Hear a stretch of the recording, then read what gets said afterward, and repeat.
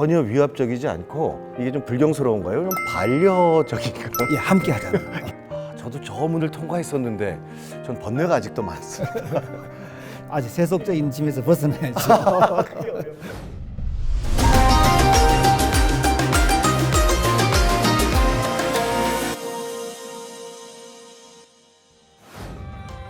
안녕하세요. 한국학에 대한 궁금증을 인터뷰로 풀어보는 스페셜 인터뷰 KBS 아나운서 성세정입니다. 불교가 우리나라에 들어온 지가 한 1700여 년 됐다고 합니다. 그러니까 그만큼 우리 삶과 아주 밀접한 관련이 있다는 이야기인데요. 자, 오늘 사찰에 대한 이야기입니다. 그런데 사찰에 부처님 이야기는 하나도 없는 그런 사찰 이야기거든요. 우리가 사찰에 가면 만날 수 있는 수많은 동물들, 상징들을 통해서 우리 삶의 모습들을 알아보는 시간. 부처님 없는 사찰 좀 이상한가요? 네, 오늘 이 이야기 재밌게 풀어주실 분이십니다. 이상해 교수님이시죠? 어서 오십시오. 안녕하세요. 예, 반갑습니다. 네.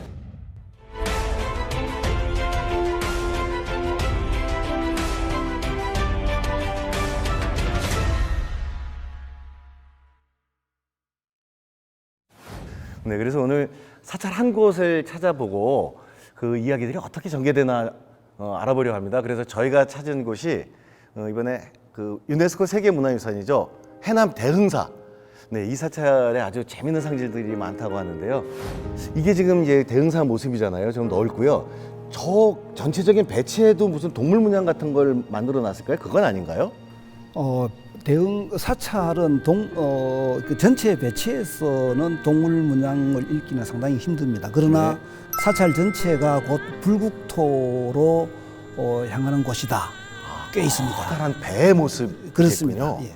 자, 이제 그 배를 들어가는 입구입니다. 이게 일주문이라고. 사찰에는 꼭 그 일주문이 있습니다.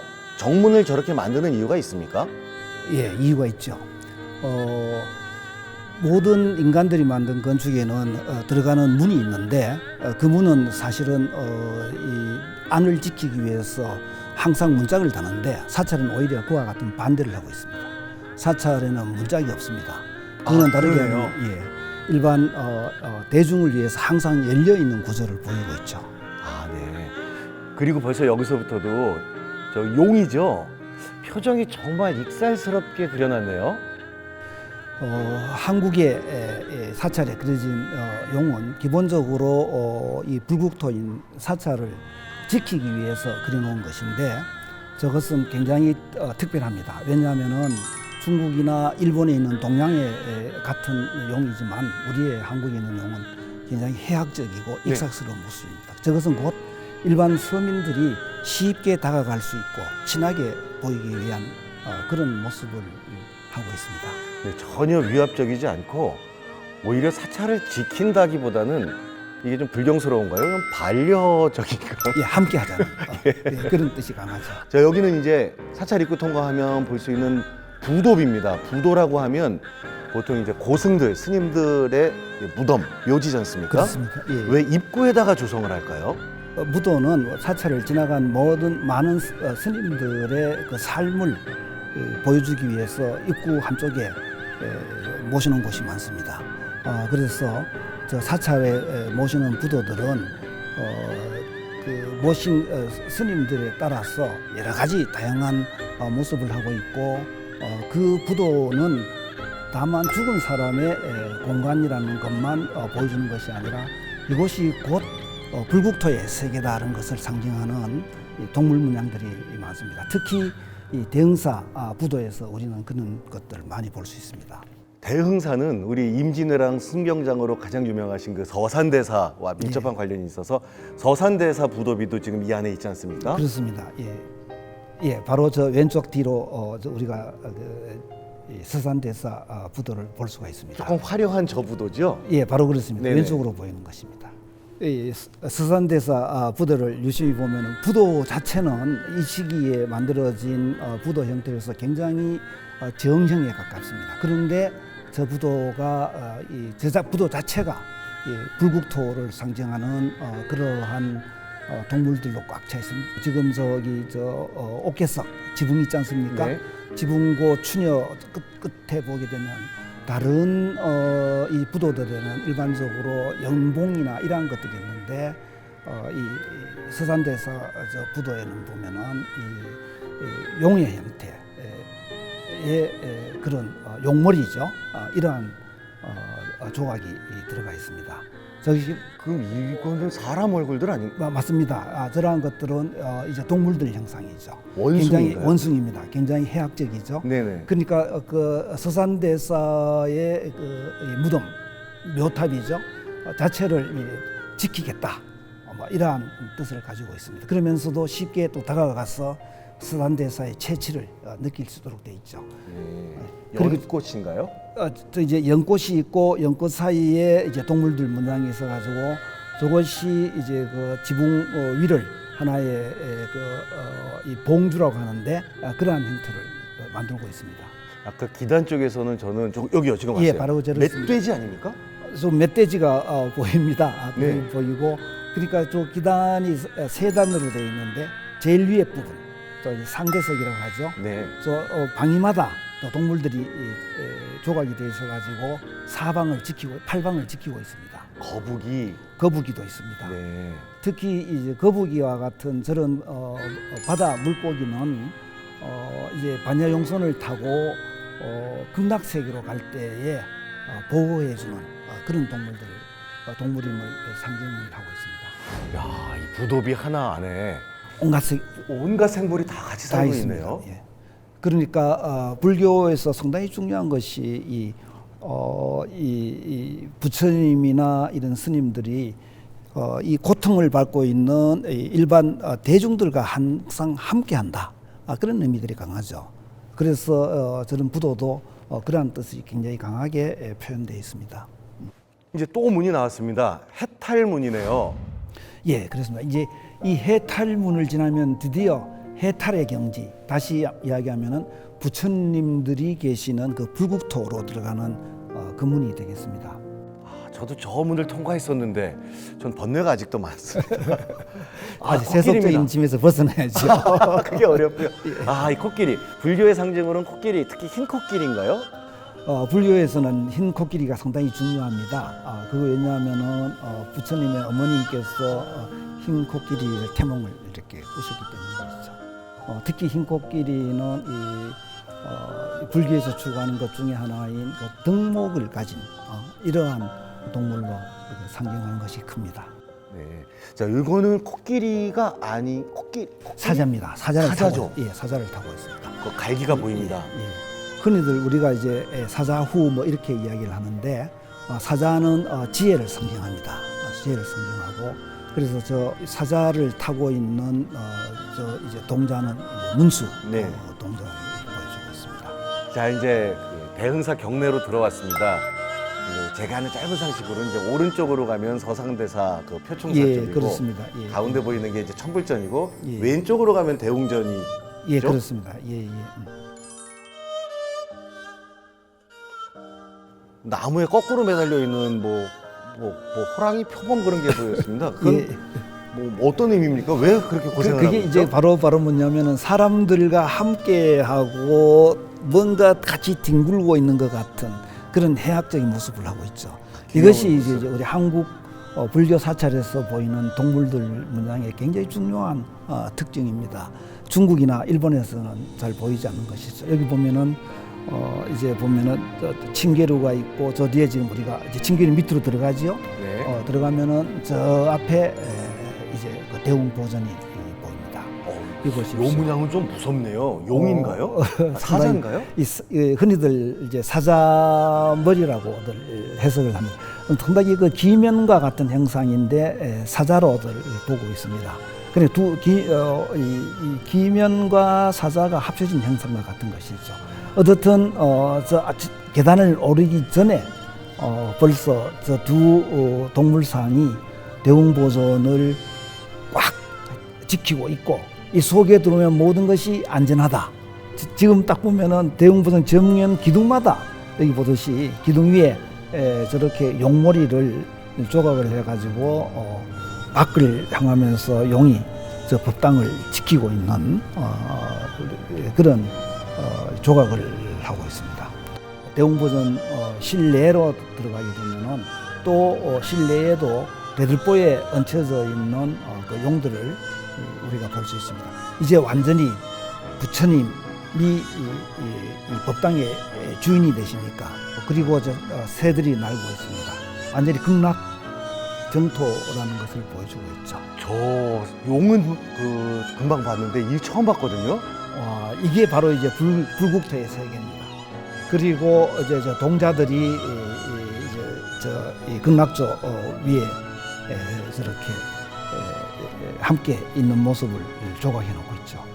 대흥사에 특히 저 극락조나 동자들 조각은 굉장히 솜씨가 있는 그런 장인들을. 그리고 저 새를 타고 있는 그 동자들이 악기를 다 연주하고 뭐 춤을 맞습니다. 추는 예, 듯한 느낌입니다. 바로 저게 이제 천상의 세계, 극락의 세계임을 보여주는 것이죠. 야, 이 새는 저 발 모양만 봐도 힘차게 나르는 모습을 진짜 생생하게 묘사를 했네요. 바로 막 비상하고 있다는 것, 이런 것들 보여줍니다. 이거는 물고기죠. 물고기입니다. 지금 우리가 보는 저런 조각들이 전부 다가 부처님을 모시기 위해서 만들어 놓은 저 불단에 조각해 놓은 것입니다. 이렇게 화려했나요? 이야. 굉장히 화려하면서도 이제 불단을 보호하기 때문에 저러한 화려한 미학을 이제 불교적인 용어를 하게 되면은 이제 장엄을 베풀었다고 이제 이야기를 하죠. 그렇게 저러한 장치들이 모두가 이 사찰을 찾는 사람들에게 이 사찰은 나와 함께 할 수 있는 곳이다. 소위 불심을 불러일으키게 하는 곳이다. 이러한 것들을 알 수 있게 하는 곳입니다. 그러니까 뭔가 이 부분은 경외스럽고 바로 그렇습니다. 또 가고 싶은 그런 곳이란 뜻이겠죠? 예. 그리고 마음을 항상 깨끗하게 이렇게 조용하게 닦게 하는 그러한 분위기를 주는 것이죠. 자, 이제 여기는 해남 대흥사의 자랑이죠. 천불전. 예, 그렇습니다. 진짜 천분의 부처가 있다는 곳인데 예. 진짜 이제 저 문이 열리고 들어가는 순간 아마 감탄사가 저절로 나올 것 같습니다. 진짜 깜짝 놀랄 정도 장관 아니겠습니까?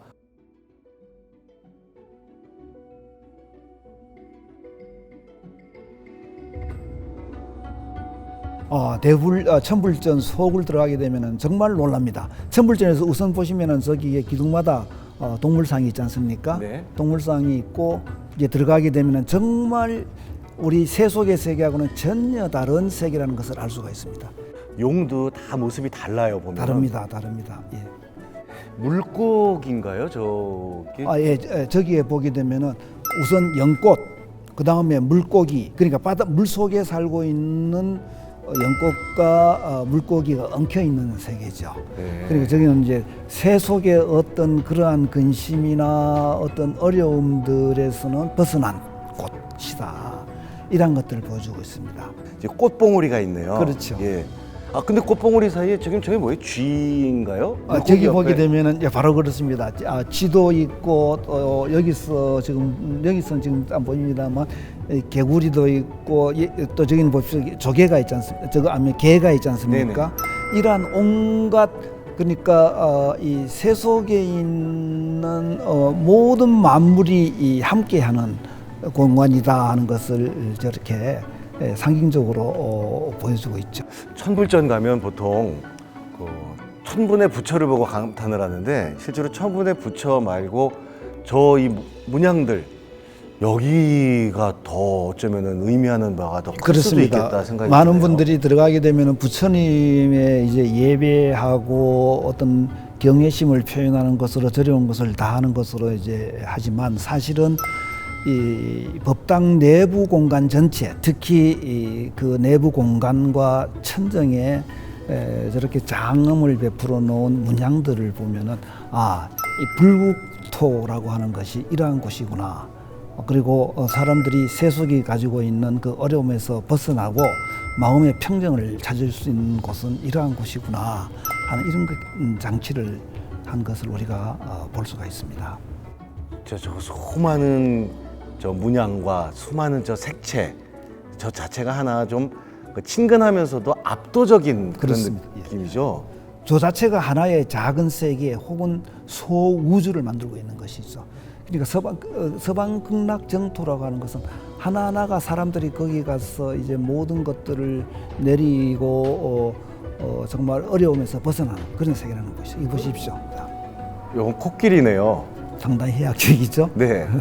마치 어린 애가 오면은 같이 막 장난치며 놀고 싶어하는 그러한 표정을 하고 있습니다. 코끼리가 상당히 사실적으로 잘 묘사가 되어 있는 것 예, 같습니다. 눈의 표정도 그렇지 않습니까? 네. 예. 그래서 특히 이 대흥사에 있는 이 불단은 사찰의 불단은 어떻게 조성되는가 하는 것을 굉장히 상징적으로 보여주고 있고, 그래서 우리가 여기 보십시오. 이 불단과 저 뒤에 이 불상들, 그리고 이 밑에 있는 불단의 그 동물상들은 그 자체가 저 불상들을 떠받들고 모시고 있는 것들을 보여주고 있는 것이죠. 우리나라 1700년 된 사찰들이잖아요. 네, 그래서 네. 천년 고찰들도 많고 하는데, 물론 이제 목조이기도 하고 또 세월의 흐름과 수많은 여러 가지로 해서 모습들이 조금씩 바뀐 걸로 알고 있는데요. 정말 처음부터 저렇게 화려했을까요? 지금 오늘 우리가 지금 보고 있는 저러한 화려한 모습은 안 했을 것으로 판단이 됩니다. 왜냐하면 지배계층들의 사찰이기 때문에 예를 들어서 이 고려 말에 지어진 건물들로 지금도 우리가 잘 아는 남아있는 건물들로 부석사 무량수전, 네네. 봉정사 극락전, 네, 심플하죠. 수덕사 대웅전 보면은 건물들은 전부 하나같이 잘생겼고 당당합니다만 무슨 조각이나 장엄을 베푼 것들은 거의 없습니다. 이것이 그러니까 고려는 물론이고 조선 초기에 세워진 많은 법당 건물들에서도 마찬가지로 나타납니다. 그런데 이제 임진왜란 이후가 되면은 다시 하게서 17세기가 지나면서 사찰들에 세워지는 법당에는 지금 말씀하시는 이 화려한 조각된 동물 문양이나 식물 문양들이 많이 들어가게 됩니다.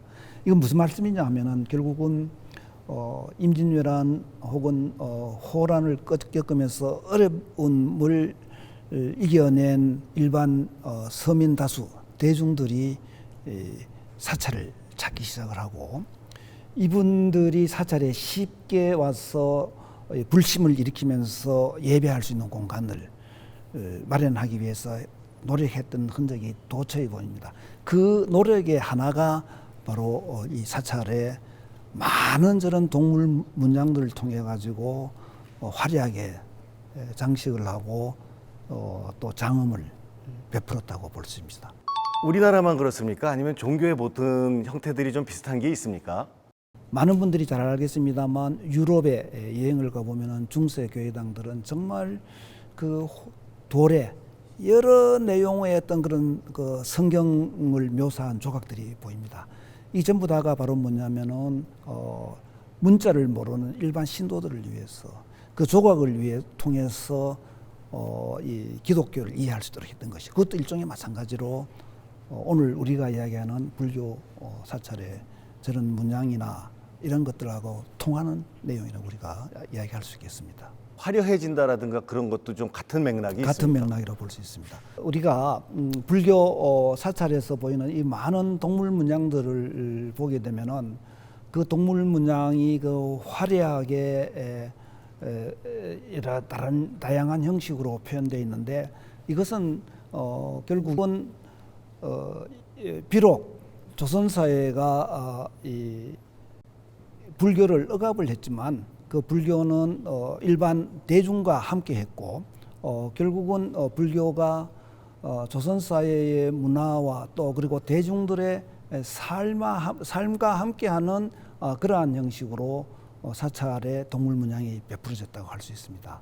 이것이 우리가 불교 사찰에 가서 종교를 떠나서 문화와 이 대중의 삶이 어떤 형식으로 나타날 수 있는가 하는 것을 볼 수 있습니다. 이건 다르게 이야기하면은 한국의 이 불교 사찰은 중국이나 일본하고 다른 바로 한국적인 그러한 모습을 볼 수 있는 굉장히 중요한 공간입니다. 우리가 보통 사찰에 간다 그러면 부처님을 뵈러 간다 하는데요. 그렇게 되면 그것은 불교, 종교, 믿음과 신앙의 영역이 되겠지만, 사찰에 가서 정말 수많은 동물들이 해주는 우리 사람들, 우리의 이야기, 그런 상징들을 본다 그러면 이제 이것은 우리 그동안의 삶과 역사, 문화를 알아가는 이야기가 되겠죠. 그렇기 때문에 이제 우리는 충분히 사찰에 가서 그 해주는 이야기를 듣고 즐기고 느낄 그런 이유가 생긴 것 같습니다. 오늘 정말 말씀 선생님 감사드리고요. 오늘 함께해 주신 모든 분들 고맙습니다. 감사합니다.